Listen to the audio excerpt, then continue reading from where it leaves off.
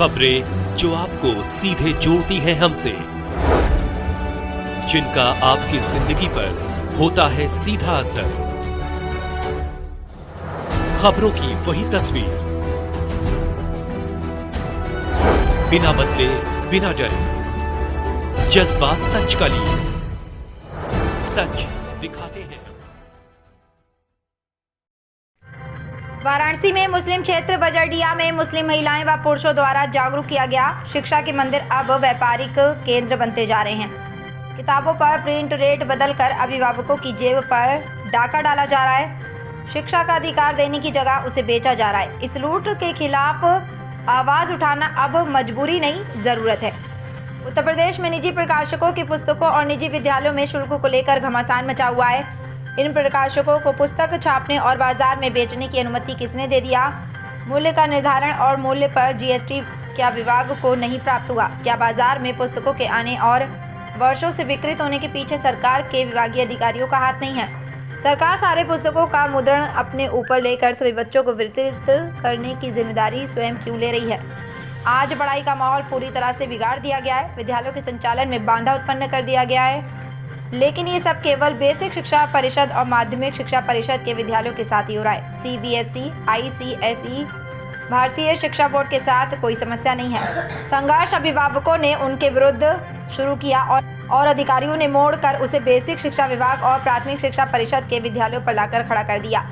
राष्ट्रीय पसमानदा सेवा समिति के पदाधिकारी लगातार मांग कर रहे हैं कि समान पाठ्यक्रम, समान परिधान, समान शिक्षा और समान सुविधा लागू हो। बाबर, मैं राष्ट्रीय पसमानदा सेवा समिति का राष्ट्रीय अध्यक्ष। बाबा जी, आप लोग किस तरह का जागरूकता कर रहे हैं, क्या विचार होगा? जैसे आप सभी लोगों को पता है कि जिस जगह हम लोग रहते हैं, जहां हमारा पैदाइशी इलाका है, वो है बुनकर समाज का। यहाँ पे आजकल स्कूलों की मनमानी इतनी बढ़ गई है कि हमारा बच्चा उसी स्कूल में पढ़ रहा है और उसी स्कूल में नर्सरी से पढ़ के फर्स्ट क्लास में जाता है या सेकंड क्लास में जाता है तो उसको रीएडमिशन के नाम से एक अवैध वसूली का कार्य ये प्राइवेट स्कूलों कर रही हैं। दूसरी बात, हम सरकार से ये पूछना चाहते हैं और उस स्कूल के प्रिंसिपल या उस स्कूल के डायरेक्टर से ये पूछना चाहते हैं कि कौन ऐसा एक्ट लागू कर दिया है आप लोगों ने कि आप उसी बच्चे से दोबारा रीएडमिशन चार्ज दोबारा उस अभिभावकों से लेना पड़ रहा है। दूसरा, चिन्हित दुकानों में जो प्राइवेट स्कूल के बच्चे हैं, जो किताबें हैं, वो चिन्हित दुकानों से जाके उनके बताया हुआ द्वारा उसी दुकानों से जाके वो बच्चे उनके अभिभावक किताब खरीदने पर मजबूर है। ऐसा क्यों? सरकार एनसीईआरटी किताबें लागू करें हर स्कूल में, जिससे कि जो गरीब मध्यम परिवार के बच्चे हैं, जो अभिभावक हैं, वो अपने बच्चे को अच्छी शिक्षा दे सकें। क्योंकि जो शिक्षा देने वाले जो अभिभावक जो स्कूलों में भेजते हैं, जो शिक्षा देने वाले जो लोग हैं, आज दुकान समझ लीजिए कि एक तरह से दुकानदारी उनकी चल रही है, जिसके विरुद्ध में आज राष्ट्रीय पसमानदा सेवा समिति आज इस आवाज़ को बुलंद कर रहा है ताकि उन गरीब बच्चों को पढ़ने का मौका मिले। क्या खेल चल रहा है, कौन दोषी हो सकता है? क्योंकि शिक्षा को व्यापारीकरण, आज मैंने ज्ञापन दिया है, जिला मजिस्ट्रेट को भी दिया है, बेसिक शिक्षा अधिकारी को भी दिया है और ट्विटर के माध्यम से मैंने सीएम साहब को भी ट्वीट किया है और मुझे उम्मीद है कि इस पर जल्द से जल्द सुनवाई होगी। जो शिक्षा के नाम पे अवैध वसूली करने का कार्य कर रहे हैं, वो उसका जल्द से जल्द पर्दाफाश हो। राष्ट्रीय पसमानदा सेवा समिति का राष्ट्रीय संयोजक, आज हम लोगों ने एक छोटा सा मुहिम चलाया है अपने उत्तर प्रदेश सरकार के लिए कि वो हम लोग के लिए कुछ हेल्प करें, मदद करें।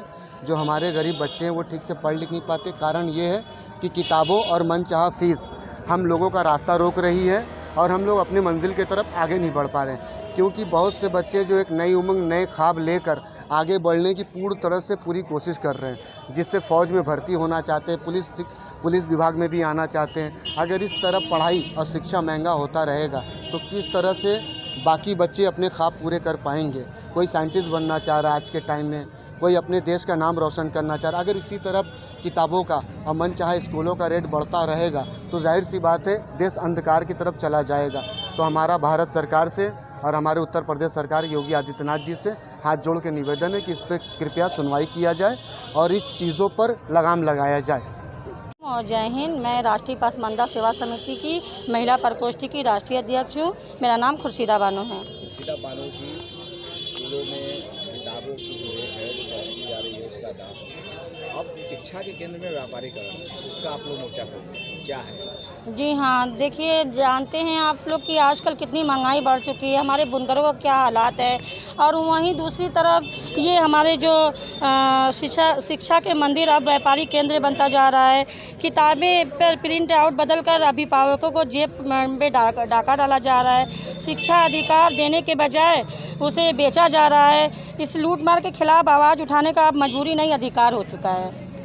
तो ऐसे में क्या लग रहा है, जागरूकता तो लगातार आप लोग कर रही हैं? जी हाँ, हम लोग अपने राष्ट्रीय पासबंदा सेवा समिति के संगठन के प्रतीक हम लोग कार्य कर रहे हैं। जगह जगह जाके हम लोग जागरूकता का काम कर रहे हैं कि इस पे अब सरकार पे बैन लगाना चाहिए। जो लोग प्राइवेट स्कूल में रहकर अपनी पर्सनल किताबें की दुकान खोल रहे हैं, जो 200 की किताब 500 में बेचा जा रहा है। ड्रेस अपने ही मन से कह रहे हैं कि वहाँ पर जाइए, वहीं पर मेरा ड्रेस मिलेगा, हमारे स्कूल का ड्रेस वहीं पर मिलेगा, आई कार्ड वगैरह वहीं पर मिलेगा। तो बताइए गरीब लोग जो है, हमारे बुनकर भाई हैं, अपने बच्चों को कैसे पढ़ाएं? LKG नर्सरी से शुरुआत हो रही है, 1 में जाके इतना ज़्यादा फीसें हो जा रही हैं, तो कैसे गरीब एक बुनकर अपने बच्चों को पढ़ाए लिखाए? इस समय प्राथमिक स्कूलों में बच्चों के लिए सुविधा काफ़ी है और इंग्लिश मीडियम भी पढ़ाया जा रहा है। क्या उन बच्चों को उसमें नहीं पढ़ाया जा सकता? नहीं, देखिए सरकारी स्कूल जो हैं तो उसमें तो सब कुछ अच्छा माशाल्लाह चल रहा है, लेकिन जो हमारे प्राइवेट स्कूल है उसमें बहुत धांधली चल रही है। ये लोग शिक्षा के नाम को शिक्षा दे नहीं रहे, ये लोग शिक्षा बेच रहे हैं। मेरा सरकार से यही निवेदन है कि इस पे ये बैन लगाएं और हमारे बुनकरों को थोड़ी राहत मिले। जय हिंद, जय भारत।